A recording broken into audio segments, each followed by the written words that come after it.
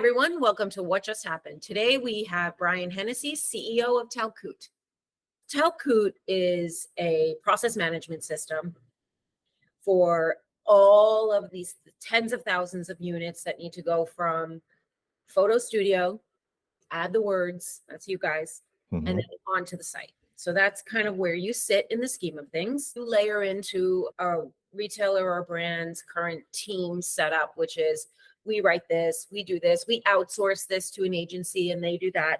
And you just become that single source of all of that information for all of the participants in that process. Okay. Exactly. But you do have this little thing out here. See my hand? It's out here. That thing was a little thing until 6 months ago. And that thing is called AI. Absolutely. Now, you guys were a process management, but then you were like, and by the way, if you want to use our AI to write some of your less important editorial pieces like socks and headbands, like who cares, offload that to AI, you can do that through us as well. Well, here we are now where AI is everywhere. And I don't know how that's impacted the copywriting industry. Would love to hear that from you, and also how it's impacted Talkoot. AI by and large has been absolutely amazing for us, our customers, and our business. It has changed everything. I was a copywriter, and early on when I first started looking into AI way back in 2013, 14, when we were building Talkoot, I always knew AI was going to be something, but for the longest time, it just didn't hold up. Like I demoed so many different AI tools for so many years until I actually came across the AI that worked for us. And, that was 2 years ago. Now, of course, OpenAI and GPT-3 and 4 and everything has rolled out. It's a huge hype thing. And I think that it's gotten us a lot of attention, but also there's a whole bunch of hype and misinformation about AI right now. AI is great at going out and looking at language and packaging what exists out there and repackaging it for you. But if you're trying to introduce something that is on trend right now, AI isn't great at explaining why someone should buy something that's right on trend or trend leading. You still need to change people's minds. It doesn't take writers' jobs. You still need writers. The AI that we are using it's trained on your brand voice. It's trained on e-commerce specifically, high converting, really high quality e-commerce product copy. 2 years ago, AI was not a selling point. It was actually a turnoff. Retailers and brands didn't trust automation in that way, that they knew their brand and their product better. And that is a huge shift now. Yes, absolutely. Everybody in every sector is like real estate, retail, beauty, travel planning. Everyone's like, do it here. Here's a prompt to do it. Let's hear your perspectives on some of that. With us, we have a specialized model based on high converting product copy. So what you get is we have a smaller data set, but we actually get higher fidelity output. We get more kind of on brand, on message output in the back end. So we have a smaller data set. The way OpenAI is positioning it is the bigger the data set, the better the output.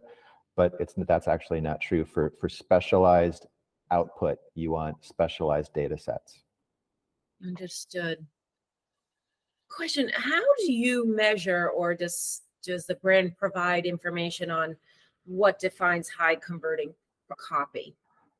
It's a spectrum between kind of like with your socks and whatnot, it's a 80-20, 80% can be handled by AI and you need 20% fact checking and QA. Whereas you're kind of, totally on trend stuff, you can generate a first description, but then the writer has to do 80% of the work to make sure that it's actually speaking about the product like you want to frame the product and how you're going to market with the product, that story. It's not great at bringing that into it, all the nuance in there about launching a new product. Sure. And yes, the world has changed. I think when the last time we talked, it was about 6 months ago or something, and everything has changed completely in those 6 months. So tell us why. Actually, it's interesting with the AI, of course, everyone's interested about AI and we have our own kind of point of view on AI. The things that we have are those professional editing tools that really allow you to use AI, but still stay on brand, still create that trust, that use that language that your customers trust. So one of the things is brand check. And a lot of customers actually, we have customers who actually don't use our AI. They use Talkoot to have human writers all come together and create the content together. And then they use brand check to check it against your brand language. It's kind of like it's like spell check on steroids. For our customers, they have regulatory language they have to adhere to. They have legal language. You have legal language per channel. Like on Amazon, you can't say antimicrobial, but you can say that on direct to consumer. So brand check is this multi-tiered brand language checker that checks all your language, per channel, per category, per brand against your legal language or things you want to say and don't want to say. So there are things that brands just don't want to say. Some brands don't want to use the word cute in their language. So you can strike that. You can strike whole phrases like improves performance or reduces injury. Let's talk about this brand check, because for people outside of this industry, they may not recognize how critical it is. Remember, we need speed here. Yeah. Once you've got the product, once it's photographed, it has to make its date to get online. Nothing can slow that down. Okay. So every day is a selling day and nothing can get away. So if you had words slip through that technically weren't either allowed from a regulatory standpoint, or if you got flagged on Amazon, that could be a major issue. Major. Oh, yeah. Yeah, you can get turned off on Amazon. Like, Amazon will turn you off for using the wrong language, and not just that one product, but they'll just turn off your entire channel. Like when you read that product description on that product page, it should sell, of course, and it should kind of highlight the best reasons to buy. But this is basically like, okay, when I order this, if it says it has a orange canvas interior, it's gonna have an orange canvas interior. What your website should be is the contract between the consumer and your brand. Well, you tapped right into the trust emotion, which is becoming more and more vocalized in the shopping experience. Okay, first party data. You're going to give someone something because you trust them and they're going to give you something back. You're going to buy something from them because you trust them, because as you described, it's a contract that what we say is what we deliver. And I actually, as one knows, that's the definition of a brand, actually. You've nailed it. That is everything. I keep hammering home. You're not selling on the product page. It's about creating a trusting relationship. But my question for you is, you believe that. I'm like, well, I believe that too. And I don't want to waste my time. And I don't want to buy from brands that don't believe that. But my guess is that not even 50% of e-com sellers believe that. Maybe 20%. So like, you're telling them this is what they should believe in and they should have this, but there's just no there. I would say that it's one of those things where brands have to find this out for themselves. There's a great saying, it is the long way is always the shortcut. Everyone keeps trying to take shortcuts when it comes to content and creating trust. Like, even loyalty programs. You look at a loyalty program and you're like, that's not a loyalty program. That is like a straight quid pro quo. Like, I give you some data, you give me a discount. Loyalty is built through actually delivering products that people care about and thinking about those consumers and speaking to them in their language about solving their problems. And so we've talked to customers, or prospects, brands 2 years ago, but they weren't ready for that message. But all of a sudden they're coming back and they're like, okay, yeah, you spoke the truth to us. We kind of knew it was true then, but now we really know it's true. So you do have brands coming around and saying, there's too big of a risk for us to not communicate correctly so that we build trust with our clients, which then forges a long-term relationship, that lifetime value, but also prevents returns. Basically, for the last decade, companies have just been knocking down frictions for the consumer in e-commerce.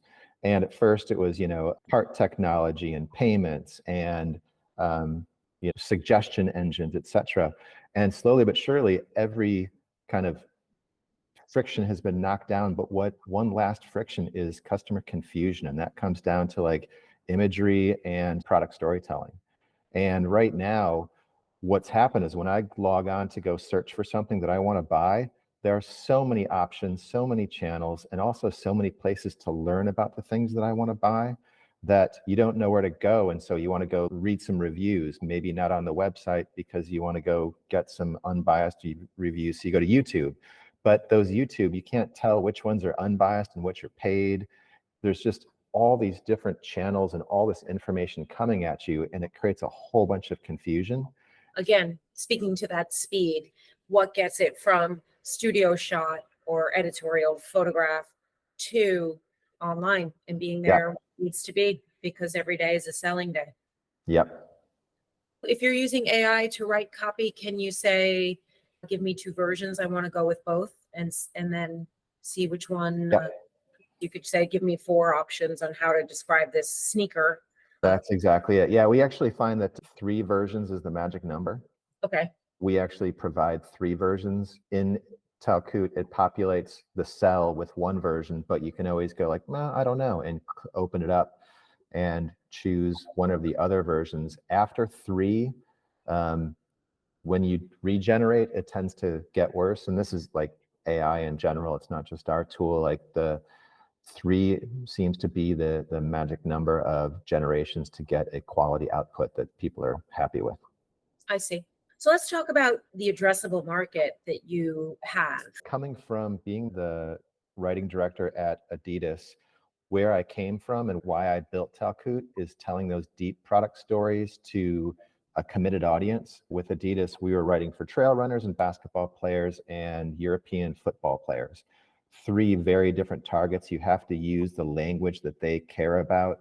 That's coming back to trust. If you don't use the language of a European football player to sell football shoes, if you use the word soccer, for instance, or don't use those right words. Use the field versus the pitch. Yeah, exactly. Cleat versus boot, all these little subtle language usage, that destroys your authority, which then destroys your trust. So you have to do for every different athlete type.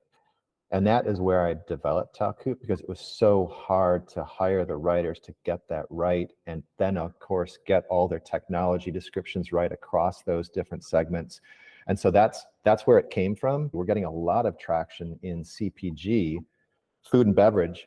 And I was like, interesting. I don't really need a deep story to, say, buy a Kit Kat. But what we're finding is, say on Amazon, the Amazon A9 search engine, it focuses on the bullet points. What it wants to do is surface the right products at the right time for the right customer. Then when the customer comes searching, you actually match the search criteria and you raise up in the page rankings and you win. And what they're seeing is they're actually seeing significant lift in traffic and sales, both in Google Shopping and Amazon and across anywhere you go, because they're ranking higher, because they're changing their content quickly to match search intent. The first CPG company came because they knew that changing content seasonally would increase their sales, but they couldn't do it because you can't do that with humans. It just takes too much time and it costs too much money. So they had the AI do it, and now you can make that change in a day and publish in a day, and you can change your content and as many times as you want. The use case I always use is, I'm a runner and my daughter's a runner, but she's a competitive collegiate runner and I am a, old man with weak ankles. We both run in the same shoe. She runs in a marathon trainer because she actually wants to hit her PR and win races. I run in it so I don't twist my ankle because I don't want a thick shoe. So when we go to that product page of that web or that marathon training shoe, she should get a message that says, hit your PR with this new lightweight, ultra lightweight, competitive training shoe. And when I hit that product page, I should get a message that says, don't kill your ankles. You have a low to the ground runner that won't ruin your ankles. So that's possible. We actually have a partner that we're working with, a machine learning company that can kind of adapt your web content based on who is coming to your website. We want to use the best AI out there possible and bring it into a workflow that works for e-commerce product storytelling. So we're going to partner with another machine learning solution so that they ingest our product copy. We generate it at scale. We generate, 3 descriptions per product. We serve it to their engine, and then they serve it up to customers when they know that that customers hit the website. I would say actually we did an analysis, and product copy is getting longer across the board. When you look at like the leading D2C brands who live and die online, who don't have that big fat wholesale channel to rely on, when Apple has the longest product pages in the history of the universe, they do it because they know that that a long, deep, interesting product page actually sells. No, not everybody pores over everything, but you give whatever everybody needs on that product page. And again, personalization will change that. It'll get short again because it'll just serve up the content you want to see. But with Apple, I care about one thing, my daughter cares about another. We both want to see that on the product page before we buy. They're covering the bases. Look at Glossier. They have a really deep product page. It's not as long as an Apple product page, but like they go into pretty deep detail about why you'd buy this, what it's great for, how to use it, etc. And that's where you have to kind of write the story on the product page. And that's where it's not about selling. It's about creating that trust. And creating that trust means talking about what they're going to expect afterwards and how to use it, and give them the full, like, okay, I think I can use this. This is going to meet my needs, and it's going to be something I can use.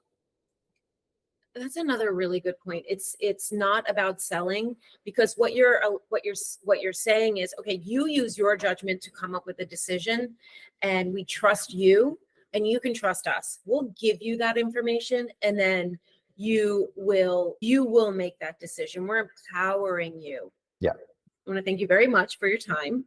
Well, thank you, Christine. This has been awesome. Fun, and I love your product, and I think that so much has changed, and it's great to have you come back and revisit all of that with us here on What Just Happened. Thank you so much for having me.